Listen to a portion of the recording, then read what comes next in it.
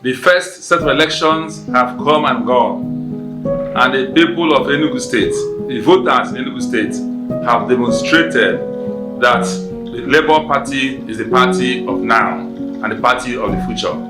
The overwhelming endorsement of Labour Party I appreciate tremendously. Now we have entered the decisive phase when the votes to decide who becomes the governor of Enugu State will be cast. So I urge our citizens, please protect your communities so that people from outside your communities do not come to disrupt the electoral process. So much has been invested, time, money, energy, national image, for us to get at this point. Let us finish and finish well. Now in Enugu State, stories are rife of the infiltration of Enugu State from outside by thugs, imported especially by the PDP, to affect the rights of the people. The outcome of the election of last week, where PDP was trounced comprehensively, has introduced elements of desperation within the PDP elements, and we understand that everything is being done, positive and negative, in order to affect the outcome of the election. I urge our people in Enugu State to stand up and be firm and resolute that their vote must count, and they must elect those they want to elect in an atmosphere that is devoid of thuggery and all evil machinations. I call on all security agencies, the DMI, the military, the SSS, the police, the civil defense, in fact all activist citizens, to stand up for the rights of man to decide who represents them in an election that are cast free and fair without coercion. We hear stories of stockpile of arms, sale of military uniforms. I, as a flag bearer of Labour Party, the leader of Labour Party, a responsible citizen, has done all I ought to do, all I should do, to bring these fears to the notice of relevant authorities. I've interfaced with the GOC of Nigerian Army, DMI, Director of Civil Defense, with the Director of DSSS. I've interfaced also with the Commissioner of Police in Enugu State. And they all assure me, and I believe them, that they're working on the directives of the Mr. President, that Enugu State must have a free and fair election. The decision of who you vote for is a fundamental right. Inalienable, I must defend it, because the outcome of that process will determine the fate of our people going forward. We have also campaigned actively all over the place and marketed ourselves and our manifestos.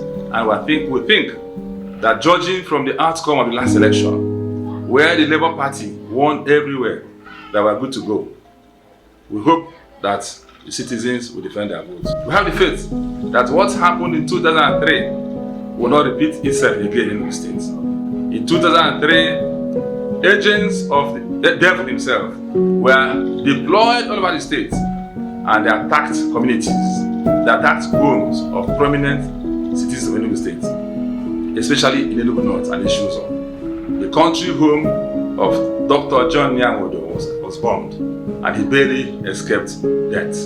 The country home of the governorship candidate of APP then, Fidel Ayo, was attacked, and he was shot at severally with intent to maim and destroy him. He escaped death by whiskers, but his police orderly, a hard-working policeman from Plateau State, was not lucky. He was killed. My country home was also attacked. My uncle was killed. Our businesses were attacked and destroyed, and nothing happened. 2003 is far away from 2023. So much has happened. Citizens' engagement, citizens' awareness have been heightened. We have the hope that the brigandage of 2003 will not repeat itself in 2023, because it will be resisted. I also hope that Governor Ifeanyi Ugwuanyi, who is the Chief Security Officer of the state, knows that he will not be party to any arrangement, to any plan, to any machination to bring troublemakers to the home state of the people, Enugu North Central Zone, which is the target of all his plans, all his machinations. We hope and pray that come Saturday, everything will go well, and the people's right to vote freely be upheld. Today, we heard that heavily armed thugs that have infiltrated already into Isuzo have been arrested. We thank the Nigerian police, we thank the Nigerian military for their vigilance and for their decisive action in preempting what will have led to massive dislocation in Isuzo.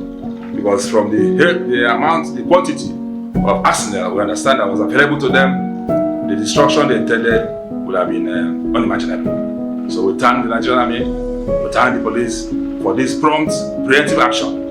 We urge them to continue, not relenting, because we understand that what happened in Isuzo is part of the general assignment given to all the council chairmen under PDP to infiltrate thugs armed to the teeth, imported from Anambra State, and also composed of men of the black arts or different cultists, which the current government has glamorized to attack and infiltrate and destroy or dislocate persons in the local government.